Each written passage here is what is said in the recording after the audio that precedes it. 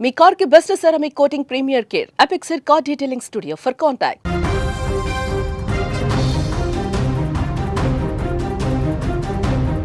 Breaking news. Saudi అరేబియాలో ఘోర road ప్రమాదం చోటు చేసుకుంది.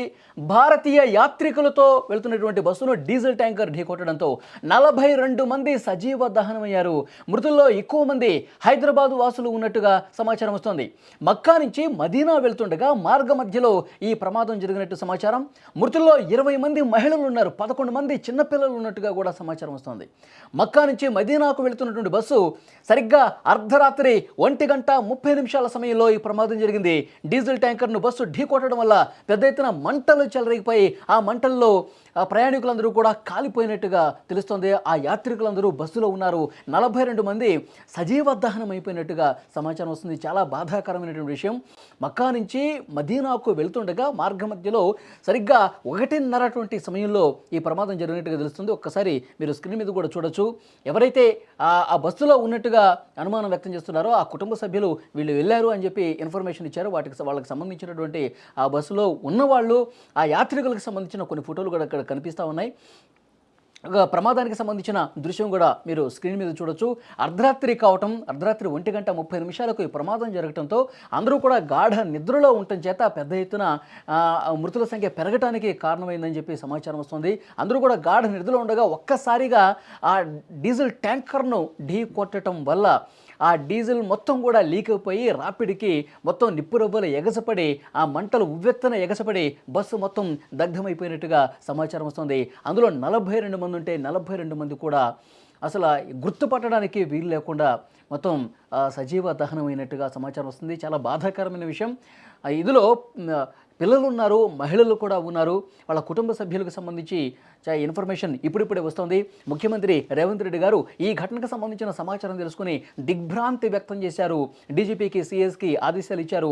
మీరు కేంద్రంతో అధికారులతో అక్కడ మాట్లాడండి, అలాగే సౌదీ అధికారులతో కూడా మాట్లాడండి. ఈ ప్రమాదానికి సంబంధించి పూర్తి డీటెయిల్స్ తెలుసుకుంటే ఆ బస్సులో ఎవరెవరు ఉన్నారు, వాళ్ళకి సంబంధించిన డీటెయిల్స్ ఏంటి, మొత్తం ఇక్కడి నుంచి వెళ్ళేటప్పుడు ఒక రికార్డు మెయింటైన్ చేస్తారు కదా, ఎవరెవరు ఏ ఏజెన్సీ ద్వారా ఎంతమంది వెళ్ళారు, ఏ కుటుంబాలు వెళ్ళాయి, వీటికి సంబంధించిన ఇన్ఫర్మేషన్ త్వరితగతిన తీసుకోండి అని చెప్పి ముఖ్యమంత్రి రేవంత్ రెడ్డి గారు కూడా అధికారులకు ఆదేశాలు జారీ చేశారు.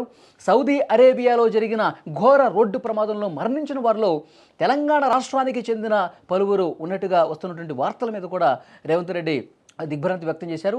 మృతులకు సంబంధించిన సమాచారాన్ని సేకరించడంతో పాటు వాళ్ళ కుటుంబాలకు తగు సహాయాన్ని అందించేందుకు వెంటనే త్వరితగతిన చర్యలు చేపట్టాలని అధికారులకు ఆదేశాలు జారీ చేసినటువంటి పరిస్థితి. అయితే హైదరాబాద్ వాసులు, తెలంగాణ వాసులే ఈ 42 మందిలో ఎక్కువగా ఉన్నారని సమాచారం రావడంతో షాక్కి గురయ్యారు ముఖ్యమంత్రి రేవంత్ రెడ్డి. వెంటనే అధికారులకు కూడా ఆదేశాలు ఇచ్చినటువంటి పరిస్థితి.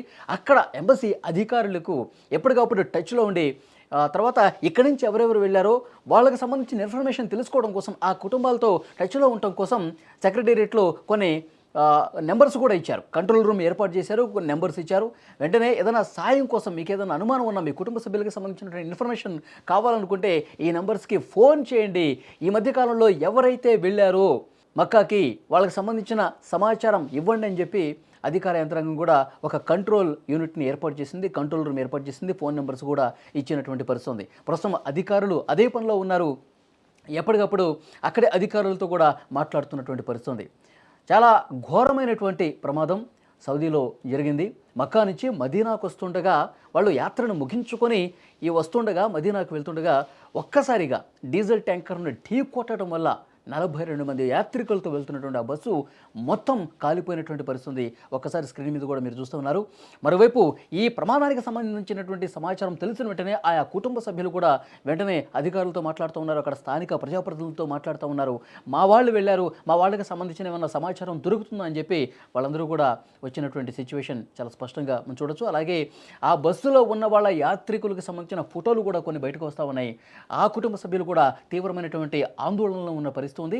ఈ మధ్యాహ్నానికి ఒక క్లారిటీ వచ్చే అవకాశం ఉంది. హైదరాబాద్ వాసులు, తెలంగాణ వాసులు ఎంతమంది ఉన్నారు, ఎంతమంది ఇక్కడి నుంచి ఇటీవల వెళ్ళినటువంటి పరిస్థితి, వాళ్ళకి సంబంధించిన పూర్తి డీటెయిల్స్, అలాగే ఆ బస్సులో ఉన్నటువంటి చిన్నపిల్లలు ఉన్నారు, మహిళలు ఉన్నారు, పురుషులు ఉన్నారు. సో వాళ్ళకి సంబంధించిన డీటెయిల్స్ పేర్లతో సహా, వాళ్ళ నెంబర్లతో సహా అన్నీ కూడా ఈ మధ్యాహ్నానికి ఒక క్లారిటీ వచ్చే అవకాశం కనిపిస్తుంది.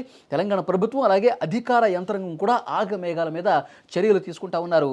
అక్కడ సౌదీలో ఉన్నటువంటి అధికారులు అలాగే కేంద్రానికి సంబంధించినటువంటి రెసిడెంట్ కమిషనరు మాట్లాడుతూ ఉన్నారు. ఎప్పటికప్పుడు సమాచారం తెప్పించుకుంటూ ఉన్నారు. ఇంకా క్లియర్గా ఇన్ఫర్మేషన్ రావాల్సి ఉంది. ఎంతమంది మన వాళ్ళు భారతీయులు ఉన్నారు, ఏ రాష్ట్రాలకు సంబంధించిన వాళ్ళు ఎంతమంది ఉన్నారు, ఇక్కడ తెలంగాణ, హైదరాబాదు అలాగే ఆంధ్రప్రదేశ్కి సంబంధించిన వాళ్ళు కూడా ఎవరైనా ఉన్నారా, వాళ్ళకి సంబంధించి డీటెయిల్స్ తెలుసుకుంటారు. లేదంటే ఆయా కుటుంబ సభ్యులే మా వాళ్ళు సౌదీ వెళ్ళారు, వీళ్ళకి సంబంధించిన ఫోన్లు కలవట్లేదు, స్విచ్ ఆఫ్ వస్తుంది, అలాంటి వాళ్ళు కూడా వెంటనే కంట్రోల్ రూమ్లో ఏర్పాటు చేసినటువంటి ఫోన్ నెంబర్స్ని అప్రోచ్ అవుతూ ఉన్నారు, మాట్లాడుతూ ఉన్నారు.